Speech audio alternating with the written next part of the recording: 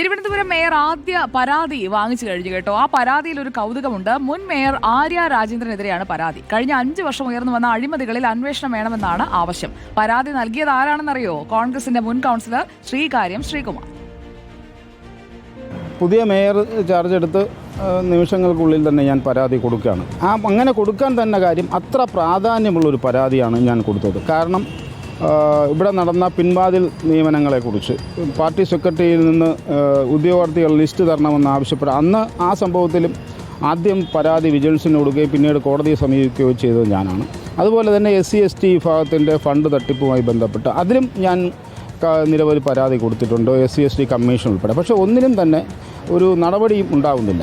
ഈ ജീവനക്കാരുടെ വലിയൊരു ഗൂഢസംഘം നഗരസഭയിൽ പ്രവർത്തിച്ചു വരുന്നു കുറേ വർഷങ്ങളായിട്ട്. അതിൻ്റെ ഏറ്റവും പരിപൂർണതയിൽ അഴിമതി എത്തിയത് കഴിഞ്ഞ 5 വർഷക്കാലമാണ്. ആർക്കും എന്തും ചെയ്യാം എന്നുള്ള അവസ്ഥയിലായിരുന്നു. പുതിയ മേയർക്ക് ഇത് ചെയ്യാൻ ധാർമ്മിക ഉത്തരവാദിത്തമുണ്ട്. കാരണം ഞങ്ങൾ UDF ഒരു ഭാഗത്ത് സമരം ചെയ്യുമ്പോൾ അപ്പുറത്ത് രാജേഷിന്റെ നേതൃത്വത്തിലാണ്. Arun Solomon, good evening. മുൻ മേയർക്കെതിരെ മുൻ കൗൺസിലർ BJPയുടെ ആദ്യ മേയർക്ക് പരാതി കൊടുത്തിരിക്കുകയാണ്. പരാതി സ്വീകരിച്ചോ VV രാജേഷ്?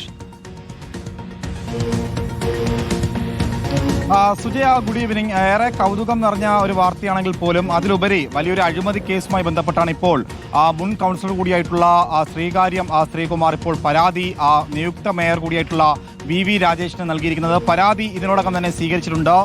വിഷയം പഠിച്ചതിന് ശേഷം നടപടിയെടുക്കുമെന്നുള്ളതാണ് VV രാജേഷ് ഇതിനോടകം ഈ വിഷയത്തിൽ പ്രതികരണം നടത്തിയിരിക്കുന്നത്. ഇതിൽ പ്രധാനമായിട്ടും ആര്യ രാജേന്ദ്രൻ കഴിഞ്ഞ 5 വർഷക്കാലം ഈ നഗരസഭയിൽ നടത്തിയിട്ടുള്ള അഴിമതികൾ, അതിലേറെ പ്രധാനപ്പെട്ട കത്ത് വിവാദം തന്നെയാണ്. 271 പേരുടെ നിയമനവുമായി ബന്ധപ്പെട്ട് പാർട്ടി സെക്രട്ടറിക്ക് നൽകിയ കത്ത്, അതിന് പിന്നാലെ നടന്ന നിയമനങ്ങൾ, അത് കൃത്യമായിട്ട് അന്വേഷിച്ച് അതിൽ ആരൊക്കെയാണ് ഇടപെട്ടുള്ളത് അവർക്കെതിരെ കർശനമായിട്ടുള്ള നടപടി സ്വീകരിക്കണം എന്നുള്ള ആവശ്യമാണ് നിലവിൽ ഈ പരാതിയിൽ ഉന്നയിച്ചിരിക്കുന്നത്. മറ്റൊന്ന്, ഏറ്റവും പ്രധാനപ്പെട്ട SC/ST ഫണ്ട് തട്ടിപ്പാണ്.